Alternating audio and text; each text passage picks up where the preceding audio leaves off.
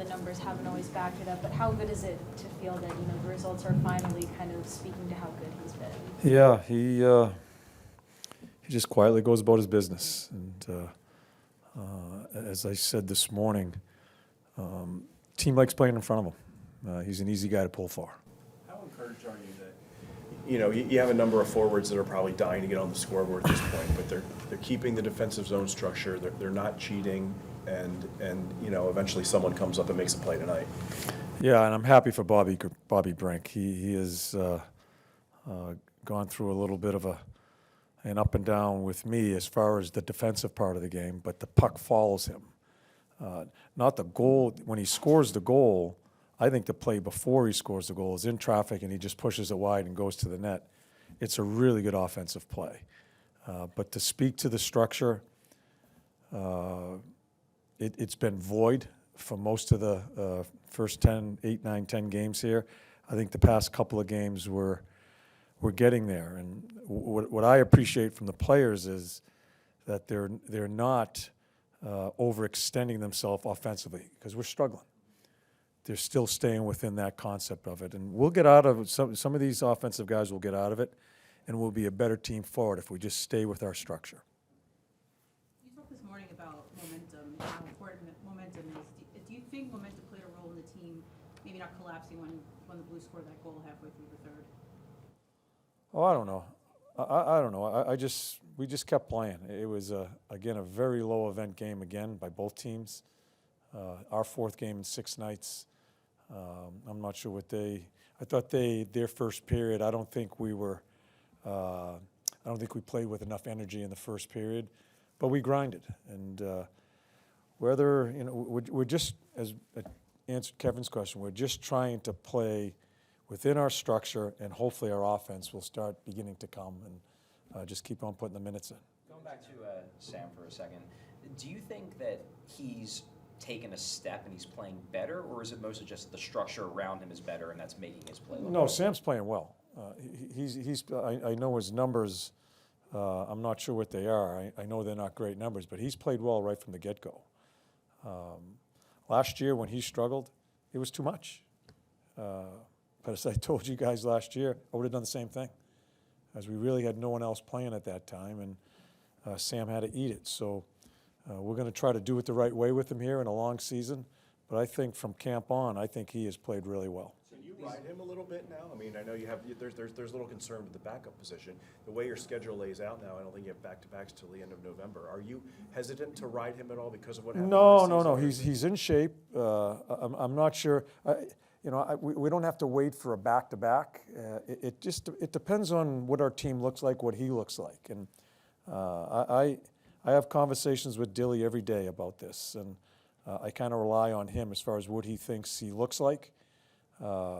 We have to find out about the other guy, too. And so whether it comes to a back-to-back before that, I don't know. But I'm not afraid to ride him. It just depends on how much action he's getting in the games. A lot of things come into play as we go from game to game. What he said to us when he was, I guess the whole team was in the midst of that losing streak, was that there were just, every game it seemed like there were a few, not necessarily weak goals, but just goals that he felt like he should have stopped. Has that been maybe the biggest difference over these last, so I'm thinking especially of the save he had on Shen at the end? Yeah, it's a huge save, and the way you judge a goalie, it's the ones you don't make, right? There were a couple of timing goals that he let in. The thing with him, and I know Dilly and him talk, I don't talk with him. I don't need to hold him accountable. He is very aware and has always been very honest assessment about his game. Sure, he's made some really good saves, but it's the ones you need at that specific time. I think there were struggles at certain times in a couple of games this year, but past couple of games he's been solid. That's a huge save at the end. We kind of run around a little bit. He makes a huge save. There's another save early in the third period. So we're force feeding him. He's not supposed to be in this position right now in his career. We were supposed to develop him. So a lot of things are coming at him pretty quickly, and I think it's handling pretty well. Ryan Panley made that play up ice. Just how badly did you guys need that jolt of offense? Yeah. I don't think either team really developed a whole bunch. I thought we had some looks that we shot wide, which is an epidemic with our team as far as not hitting the net. But to score the first goal, it's always an important goal. So I think Pills goes end to end, doesn't he, there? And yeah, so we'll take them as they come as far as the winning and losing. Early in the first period, there was obviously, you met Mate on the bench after a shift, and then you missed a few shifts afterwards there. Was those types of moments in those games where it looked like you were displeased with him just a little bit on a play that happened there, how important are those teaching moments, not just for him essentially, because who he is and what the Flyers hope for him to be, but especially so early in games that you're trying to teach him what you need to teach him? He's a 19-year-old kid playing in the best league in the world. And I think he's beginning to see what the National Hockey League is, as far as the speed, as far as time and space, all the things that come with it. There are going to be some major struggles with him 5-on-5. We expect that. Where I'm going to have to teach, and in that teaching moment, I'm not going to tell you what it's all about, but if we keep on seeing the same mistake and he just totally is not concentrating on a certain part of the game, that's when, and I've been very honest with him about that, he's going to miss some ice, he's going to watch the game. It's not me screaming at him, it's telling him this is how it works. And if I think other guys are going and you're struggling in certain situations and it's repetitive, you're going to have to sit and watch for a little bit. And that's all that was. He's had some struggles. Again, he doesn't play 4 games in 6 nights over there. He doesn't play against competition like he plays here. So there are going to be some major struggles within his 5-on-5 game. Power play, I feel very comfortable. He's going to do some things there.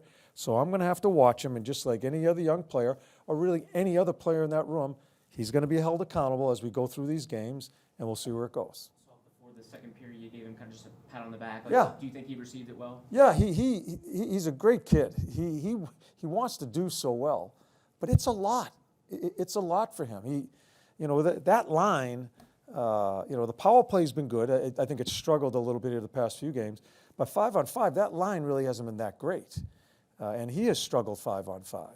But when it comes to situations that we've gone over and he still totally doesn't understand, some part of that for me was I don't think he really understood, and we needed to get him in between periods, but I didn't want to sit him a period. I didn't. I just wanted him to sit, relax, think about what I said to him. I think he missed 2 or 3 rotations when we put him back out there. That's the way it's going to be. He may miss games. Who knows? I don't know what's going to happen. But that's part of the development of a 19-year-old kid.